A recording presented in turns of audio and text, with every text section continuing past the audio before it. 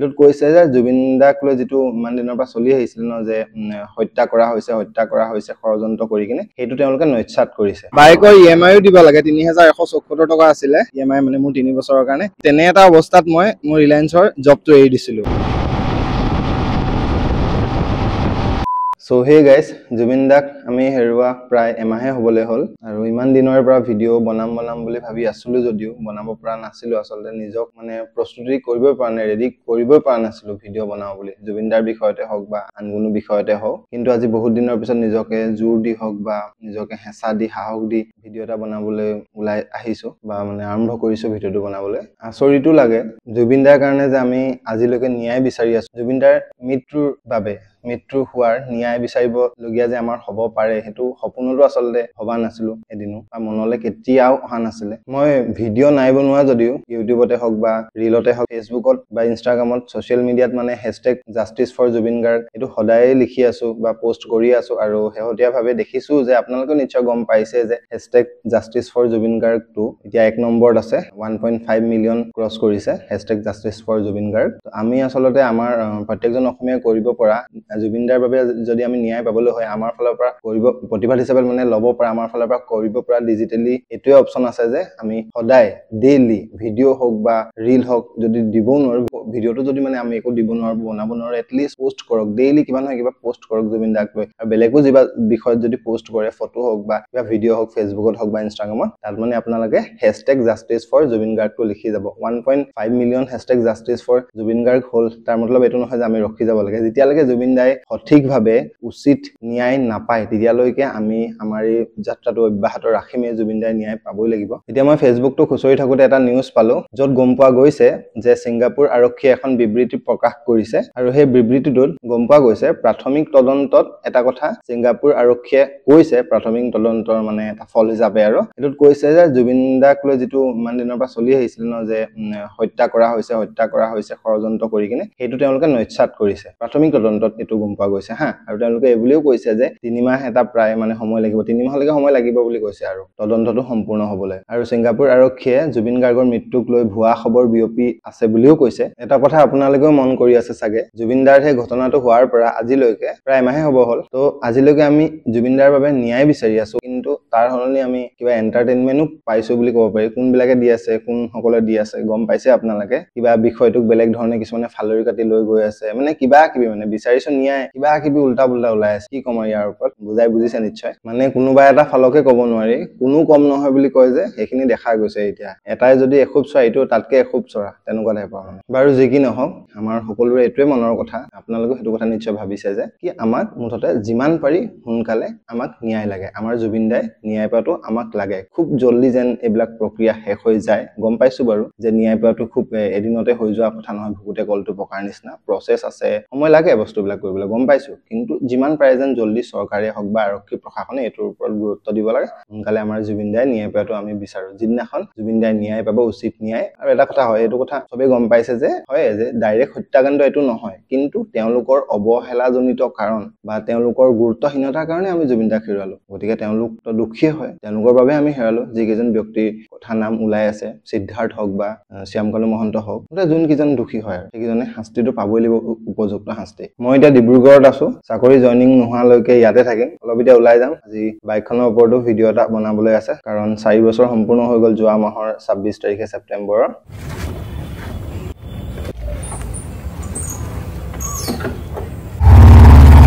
এবাৰ দুৰ্গা পূজা যেনেকে হেমেকাকৈ গল ঠিক তেনেকৈ দিৱালীও যাব একোটো ফটকা বোম এইবিলাক ফুটাব মন নাযাব কাৰণ কি বুলিনো ফূৰ্তি কৰিম কেৱল চাকি জ্বলাম জুবিনদাৰ কাৰণে ঠিক তেনেকৈ নিউ ইয়াৰ বা 31 ডিসেম্বৰটো আগৰ দৰে ফূৰ্তি কৰিব নোৱাৰিম আৰু মই বাইপাছ ফালে গৈ আছো বগীবিল যাম বুলি ভাবিছো তাতে গৈ বাইকৰ 4 ইয়াৰ্স কমপ্লিট হোৱাৰ ওপৰত দুই এখাৰ কম আৰু ভিডিওটো শেষ কৰিম এয়া ওলালোহি বাইপাছ টাউনৰ ফালৰ পৰা আহিলে আপোনালোকে লেফট সাইডে যদি যায় তেন্তে ডিগবৈ তিনচুকীয়া এইবিলাক যাব পাৰিব এফালে লেফট সাইডে খনিগড় পাৰ্ক জগন্নাথ মন্দিৰ ৰাইট সাইডে যদি যাওঁ আমি শিৱসাগৰ মৰাণ গুৱাহাটী যাব পাৰিম এফালে বাইপাছে গৈ থাকিলে বৰবুৰা নোচোৱাকে মানে বৰবুৰা শেষত গৈ কিনে ওলাইগে এফালে দিবলে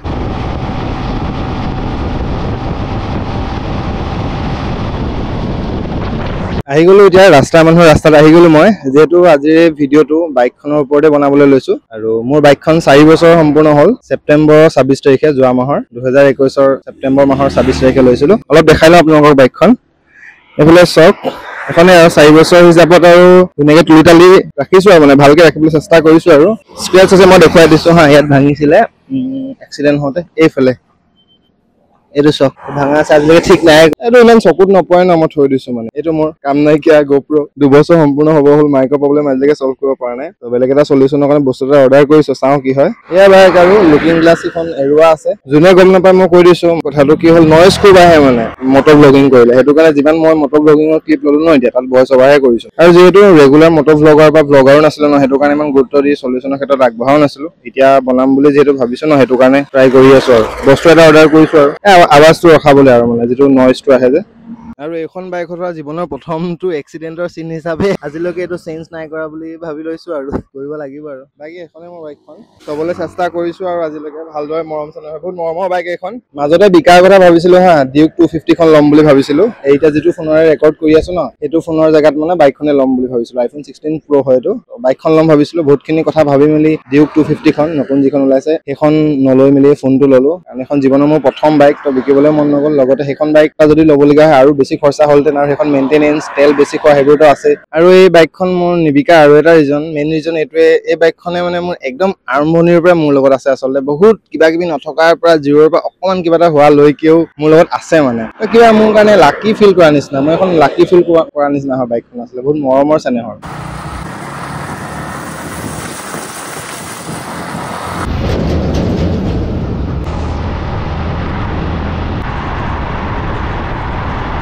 এয়া দলঙৰ ওপৰত আহি গলো বগীবিল দলঙৰ ওপৰত বহি লৈছো ভালদৰে কথাখিনি কম এতিয়া যিমানখিনি যি পাৰো যি মনলৈ আহে আৰু ওপৰৰ পৰা নজৰা এটা দেখুৱাই দিছো ৰ'ব আজি ভাল টাইমতে আহি পাইছো ধুনীয়াকে সানসেট চাবলৈ পাওঁ আজি এইটো ওপৰৰ পৰা ধুনীয়া এটা নজৰা দেখাই দিছো এইখিনি তলৰ দৃশ্যখিনি এইখিনি এয়া ছয়টা খৰালি কাল ন শুকান হৈ আছে চাৰিওফালে দেখাইছো ৰ'ব প্ৰথমে বাইকখন লোৱা সময়খিনি কথাটো কওঁ হা যেতিয়া বাইকখন লৈছিলো তেতিয়া প্ৰায় এবছৰ মানৰ ওচৰত হৈছে চাগে আৰু জীৱনত মানে প্ৰথম টকা ঘটা আৰম্ভ কৰিছো আৰু অসম ছ'চিয়েল মিডিয়াও ভালদৰে চলি আছিলে এড ৰেভিনিউ পৰা পোৱা পইচা আৰু স্পন্সৰশ্বিপ কিবা কিবি মিলাই মেলি মোৰ 1 লাখ কিবা এটা জমা হৈছিলে আৰু ৰিলায়েন্সত কাম কৰাৰো কেইমাহমান হৈছে তাৰ আগতো বাজাৰ ইণ্ডিয়াতো কাম কৰিছিলো ন ৰিলায়েন্স ডিজিটেলত কাম কৰিছিলো মই আগৰ এটা ভিডিঅ'ত কৈছিলো ন আপোনালোকক তেতিয়া কাম কৰি আছিলো 3 মাহমান হৈছিলে চাগে ৰিলায়েন্স ডিজিটেলত কাম কৰা মোৰ সেকেন্ড জবটো তো 1 লাখ সামথিং কিবা এটা জমা আছিলে আৰু তেতিয়া বাইকখন লৈছিলো সপোনবিলাকো বহুত ডাঙৰ অকাদতকে পিছে আগৰ পৰাটো আছিলে সৰুৰ পৰাই যেতিয়া 8-9 মানত পাইছিলো আৰু 7-8-9 মানৰ পৰা তেতিয়া পৰাই মানে নিজৰ টকাৰে এখন বাইক কিনাৰ বা মই মানে নিজে এখন বাইক ওন কৰাৰ সপোন আছিলে আগৰ পৰাই বেলেগৰ যেতিয়া বাইকবিলাক দেখো ন ৰাস্তাত ঘূৰি ফুৰে তেতিয়া KTM পালচাৰ এইবিলাক খুব চলিছিলে আৰু এতিয়াও চলিছে ডেফিনেটলি তেতিয়া ষ্টাৰ্টিঙত KTM আৰু পালচাৰেটো স্পৰ্ট বাইকৰ যিটো ক্ৰেজ সেইটো আনিছিলে ন এতিয়া সেইবিলাক যেতিয়া বেলেগ লগৰবিলাকে বা লগৰ ককাইক কোনোবা ৰাস্তাত চলোৱা দেখো ন নিজে খোজকাঢ়ি আহো বা চাইকেলত আহো তেতিয়া এইবোৰ দেখিলে মনটো বহুত বেয়া লাগে মানে তেতিয়া ভাবিছিলো কেতিয়ানো এদিন লওঁ বাৰু লেটকে সকলো লোৱা হ'ল আৰু এনেকুৱা নহয় যে মোৰ MT-15 খন কিনাটোৱে মানে ড্ৰিম বাইক আছিলে ডিউক মোৰ ভাল লাগিছিলে ডিউকে ড্ৰিম বাইক আছিলে কিন্তু পিছলৈ আৰু মেইনটেনেন্স মাইলেজ এইবিলাকৰ কথা চিন্তা কৰি আৰু তেতিয়া MT-15 খন ভিডিঅ' চিডিঅ' চাই মেলি ভাল লগা হ'ল সেইটো কাৰণে MT-15 খনে দান কৰিলো বাৰু এতিয়া আকৌ কিনাৰ কথাটোলৈ আহো তাৰপিছত 76,000 ডাউন পেমেন্ট দি বাইকখন লৈছিলো আৰু বাইকখন কিনাৰ পিছত আৰু এক্সট্ৰা কিবা কিবি খৰচা কৰি মেলি মোৰ ওচৰত মাত্ৰ 14,000 মান টকা আছিলেহে তাৰপিছত আধা এমাহ চাগে কাম কৰিলো হা ৰিলায়েন্সতে তাৰপিছত এটা ৰিস্ক ললো সেইটো কথা মই আপোনালোকক কম হা বাইকৰ EMIও দিব লাগে 3,174 টকা আছিলে EMI মানে মোৰ 3 বছৰৰ কাৰণে EMIও দিব লাগে সেই তেনে এটা অৱস্থাত মই মোৰ ৰিলায়েন্সৰ জবটো এৰি দিছিলো তেতিয়া মানে মই এপ্ৰেন্টিসশিপ এক্সামটোৰ কাৰণে পঢ়ি আছিলো IOSL যেটো এপ্ৰেন্টিসশিপ কৰিছিলো ন মই আগতে কৈছিলো সেইটো এক্সামৰ কাৰণে মই মানে পঢ়ি আছিলো আৰু তেনেকুৱা এটা অৱস্থাত এৰি দিছো ইফালে EMI কেনেকৈ দিম সেইবিলাক একো ৰিস্ক লোৱাই মানে সেইবিলাক একো ভবাই নাই ভাবিছো মানে যি হয় হক ৰিস্ক লৈ লৈছিলো মানে আৰু অসম ছ'চিয়েল মিডিয়া বহুত ডাউন অৱস্থা এনেকুৱা নহয় যে খুব চলি আছিলে কিন্তু ভগৱানে চকমেলি চালে আৰু আগৰ পৰাই চকমেলি চাই থাকে আজিলৈকে চাই আছে আশাবোৰ এনেদৰে চকমেলি চাই থাকক ভগৱানে এনেদৰে চকমেলি চালে কি যেতিয়া এপ্ৰেন্টিসশিপৰ এক্সামটো ৰিজাল্ট দিলে তেতিয়া পাছ কৰিলো তাততো গম পাই এপ্ৰেন্টিসশিপ কৰিলেতো পইচা দিয়ে ন আৰু IOCLত মই পাইছিলো 10,555 এনেকুৱা কিবা এটা পাইছিলো EMIটো দিবলৈও কোনো প্ৰব্লেম হোৱা নাছিলে চলি মলি খাই বৈ তেনেকে থাকিলো আৰু মানে আৰু ৰিলায়েন্স ডিজিটেলত জবটো ইয়াৰ দুটা ৰিজন আছিলে এটা আছে এপ্ৰেন্টিসশিপৰ এক্সামৰ কাৰণে আৰু সেকেন্ডটো হৈছে অইলৰ এক্সামৰ কাৰণে আৰু সেইবাৰ 2021ৰ কথা হ'ব লাগে তেতিয়াতো এক্সামটোত পাছ নকৰিলো অইলৰ এক্সামটোত কিন্তু এপ্ৰেন্টিসশিপটোত কৰি গলো এই দুটা ৰিজনৰ কাৰণে এৰিছিলো লাকিলি কিবা উপায় এটাতো হ'ল আৰু মানে বাইকখন লোৱাৰ আৰম্ভণিত কিছুমান এনেকুৱা 2-এজন মানুহ ওলাইছিলে যি সকলে মোক আচলতে ভয় খুৱাই দিছিলে কেনেকে বাইকখন মেইনটেইন কৰিবি চলাবি কেনেকে EMI দিবি আমুক তামুক তেতিয়া অলপ ভয়ো লাগিছিলে কিন্তু পিছলৈ আৰু ভগৱানৰ আশীৰ্বাদত নিজৰ কষ্টৰ বলত কিবাকে আৰু চলি মেলি বাইকখনৰ EMIও শেষ হ'ল এতিয়াতো যোৱা মাহত 4 বছৰ কমপ্লিট হৈছে EMIটো 3 বছৰীয়া আছিলে আচলতে মানুহক তেনেকে ভয় খুৱাই দিব নালাগে কোনোবাই কিবা এটা কৰিলে সাহস দিব লাগে মই ভাবো কাৰণ এটা কথা বাইকখন কিবা এটা অকল চখ বুলিয়ে নহয় আচলতে প্ৰয়োজন হিচাপেও মই মোৰ বাইকখন লৈছো নিজৰ নিদৰ কাৰণে তাৰ মাজতে আপোনালোকক সানছেটটো দেখুৱাই দিছো লুকাই যাব নহলে চাই নাপাব চব ইমান ধুনীয়া লাগিছে এইটো দৃশ্য বহুত দিনৰ পিছত দেখা পাইছো বগীবিলৰ ওপৰত আৰু এটা কথা গম পাই নে আপোনালোকে মই মোৰ বাইকখন যিখন মই বাইক লৈছিলো সেইখন বাইক লোৱাৰ আগত মই বাইক চলাবই জনা নাছিলো আগৰ পৰাই মই মনত বান্ধি থৈছিলো মানে যে নিজৰ যেতিয়া বাইক ল'ম তেতিয়াহে মই বাইক চলাম বেলেগৰ বাইক হাত নিদিও মানে মায়ো মানা কৰিছিলে কিবা এটা হলে কি কৰিবি বা বহুত পইচা খৰচা হ'ব কিবা এটা যদি হৈ যায় তোৰ যদি কিবা এটা হৈ যায় যেতিয়া নিজে বাইক ল'বি তেতিয়া চলাবি নিজৰ বাইক কিনে চলাম বুলি মনত থৈ দিছিলো আৰু মায়ে কোৱা মতে আৰু গাড়ীৰ লগতো ঠিক তেনেকুৱাই যেতিয়া নিজে গাড়ী ল'ম তেতিয়াই গাড়ী চলাম চাওঁ গাড়ী বেলেগৰ গাড়ী থাকি ল'লে বেছি ভাল হয় আৰু এইটো চাই ল'ম পিছত যাতে শ্বৰুমৰ পৰা নিজে গাড়ীখন উলিয়াই আনিব পাৰো বাইকখনটো নিজে চলাই উলিয়াই আনিব পৰা নাছিলোৱে ন ভাইটি এজনে উলিয়াই আনি দিছিলে আৰু সিয়ে শিকাই দিছিলে মোক বাইক চলাবলৈ ভাবক ইমান লেটকে মই বাইক চলাবলৈ শিকা গাড়ীৰ কথা এটা ক'বলৈ থাকিয়ে গৈছে গাড়ী মই ড্ৰাইভিং চেণ্টাৰত শিকিছিলো হা গুৱাহাটীত মই ভিডিঅ'ও দিছিলো কিন্তু এতিয়া চলাই নাথাকিলে ক'তনো হাতত থাকে তো পাহৰিয়ে গ'লো এতিয়া হাতত আহিবলৈতো অলপ টাইম লাগিব ন সেইটো কাৰণে বেলেগ গাড়ীত অকণমান হাত চাত লগাই ল'ব লাগিব যেতিয়া ইন ফিউচাৰ গাড়ী কিনো তেতিয়া যাতে শ্বৰুমৰ পৰা গাড়ীখন উলিয়াই আনিব পাৰো তো গাড়ীৰ কথাটো ঠিক তেনেকুৱাই অলপ ধৰণৰ সেই ড্ৰাইভিং চেণ্টাৰৰ গাড়ী বুলিহে শিকিছিলো কাৰণ তাত ড্ৰাইভিং চেণ্টাৰত সিহঁতি যিবিলাক গাড়ী দিয়ে ন শিকাবলৈ কাৰণে তাততো তেওঁলোকৰ কণ্ট্ৰল থাকে ন মোক বহিবলৈ দিলেও ছাইডত মানুহ বহি থাকে বা তেওঁলোকে শিকায় তেওঁলোকৰ লগত মানে প্ৰব্লেম নোহোৱাটো চিয়ৰ মানে বেলেগ এনেকে বেলেগৰ গাড়ীত বহি বা লগৰ হওক বা ঘৰৰ কাৰোবাৰ সেনেকুৱা গাড়ীত বহি মানে সাহস কৰা নাছিলো আৰু এইখন বাইকত নাইকে বহুত ৰাইড কৰিলো যিমানখিনি পাৰো আৰু বহুত বেছি বুলি নকওঁ 22-23 চলিছে বাইকখন কাৰণ বেলেগ কামতো ব্যস্ত আছিলো ন নিজৰ লাইফৰ কামবিলাক থাকে টকা ঘটাৰ হওক বা নিজৰ পাৰ্চনেল লাইফ তাৰ মাজতে যিমান যিকণ পাৰো ফুৰিলো আৰু অৰুণাচলো কেইবাৰমান গ'লো 2-এবাৰটো ভিডিঅ' দিয়া আছে এইটো চেনেলত আগৰ চেনেলতো আছিলে 2-3বাৰ যোৱাৰ ভিডিঅ' সেইটো চেনেলটো ডিলিট কৰি দিলো কথাটো সেইটো কি মোক এই বাইকখনে নিৰাশা নকৰিলে মানে আজিলৈকে সদায় প্ৰতিটো ক্ষেত্ৰত মোৰ লগত থাকিলে মোক লগত ভালদৰে মৰম চেনেহৰ মাজে মোৰ বাইকখনৰ মোৰ মানে এটা বেলেগ এটা মধুৰ সম্পৰ্ক হ'ল আজিলৈকে পৰাপক্ষত নিবিকিবলৈ চেষ্টা কৰিম ইন ফিউচাৰ বাইকখন কিন্তু চাওঁ পিছত কি হয় এতিয়া কথা হ'ল প্লাছ পইণ্ট মাইনাছ পইণ্টৰ কথা বাইকখনৰ ওপৰত চব বস্তু যেনেকৈ প্লাছ পইণ্টটো থাকে কেনেকৈ মাইনাছ পইণ্টটো থাকে মই ইমান টেকনিকেলি কিবা কিবি বেছি ক'বলৈ যাব নাই চিম্পলি ক'ম আৰু প্লাছ পইণ্ট কেইটা হ'ল কি মাইলেজ মজা মাইলেজ দিয়ে মই 47.8 মান পাওঁ আৰু ভালকে চলালেতো কিছুমানে 50 ওচৰ পায় বুলি কয় আৰু হেণ্ডেলিংটো বহুত ভাল আৰু ইঞ্জিনটো বহুত ৰিফাইণ্ড বহুত বেছি ভাইব্ৰেশ্যন কিবা কিবি এইবিলাক নকৰে আৰু মেইনলি বাইকখন পাতল ন সেইটো কাৰণে মানে ট্ৰেফিকত চলাবলৈ বহুত ভাল টিক টাককে কাটি মেলি নিবলৈ বহুত ভাল হাইৱেতটো ভালেই হেণ্ডেলিং আৰু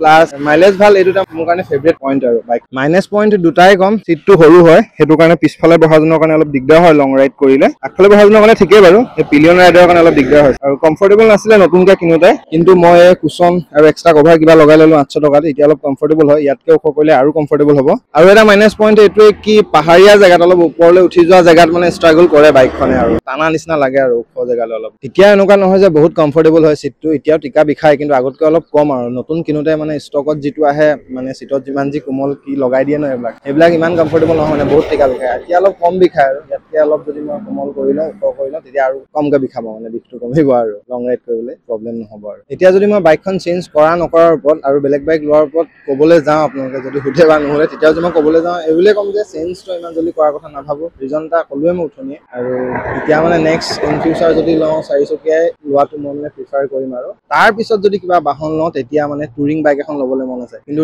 তথাপিও এখন বাইক ৰাখিম বুলি ভাবিছোঁ এতিয়া মানে অলপ লং ৰাইড কৰিবলৈ সুবিধা হ'ব আৰু অলপ কমফৰ্টেবল বাইকখন ল'বলৈ মন এটা আছে আৰু জীৱন মানেই যাত্ৰা আচলতে ডেষ্টিনেশ্যন যে কেৱল সেইটো নহয় তো গতিকে মোৰ যাত্ৰাৰ এই অংশীদাৰ মানে এই বাইকখন সদায় হৈ থাকিব সহজতে বাইকখন মই এৰাত নাই লগতে থ'বলৈ চেষ্টা কৰিম কাৰণ বাইকখন মোৰ কাৰণে এনেকুৱা এটা মেচিন নাছিলে যে অকল মই ক'বালৈ যাবলৈ মোৰ কাৰণে এখন কামত আহে মানে যাত্ৰা কৰাত যে মোৰ হেল্প হয় সেই বুলি নহয় এখন বাইকখন মোৰ কাৰণে মানে বহুত কিবা আছিলে মই শব্দই বুজাব নোৱাৰো মোৰ মৰম আছিলে ভালপোৱা আছিলে বুলিয়ে ক'ব পাৰো আৰু লগতে কিবা এটা বণ্ড আছিলে আৰু থাকিব বৰ্তমানো আছে মানে মেইন কথাটো হ'লে বাইকখনে মোৰ লগত সেই বহুত তেতিয়াৰ পৰা আছে কয় যে মানে সেই তেতিয়াৰ পৰা থকা বুলি তেতিয়াৰ পৰাই মোৰ লগত আছে মানে একদম প্ৰত্যেকটো খোজতে মোৰ লগত আছে মোৰ উঠা দেখিছে নমা দেখিছে মোৰ বেয়া দিন দেখিছে ভাল দিন দেখিছে যেতিয়া যি যাত্ৰা কৰোঁ মোক কেতিয়াও মানে বিপদত নেপেলাই কিবা প্ৰকাৰে হ'লেও মোক সেইডোখৰ পৰা উদ্ধাৰ কৰি লৈ আহে তো মানে কিবা চুনু মুনু টাইপ মোৰ কাৰণে বাইক বাকী ইমানেই আৰু ইমানখিনিয়ে কথা আৰু বহুত বেছি কম বুলি ভাবি আহিছিলোঁ বাইকখনৰ ওপৰত কিন্তু যিহেতু আন্ধাৰ হৈ আহিছে আন্ধাৰ মানে ছানছেটটো হ'লেই তো ভিডিঅ'টো ইমানতে সামৰণি মাৰো ইন ফিউচাৰ বাইকখন ৰিলেটেড কিবা যদি ক'বলগীয়া কথা মনত পৰে মই আপোনালোকক জনাম বাৰু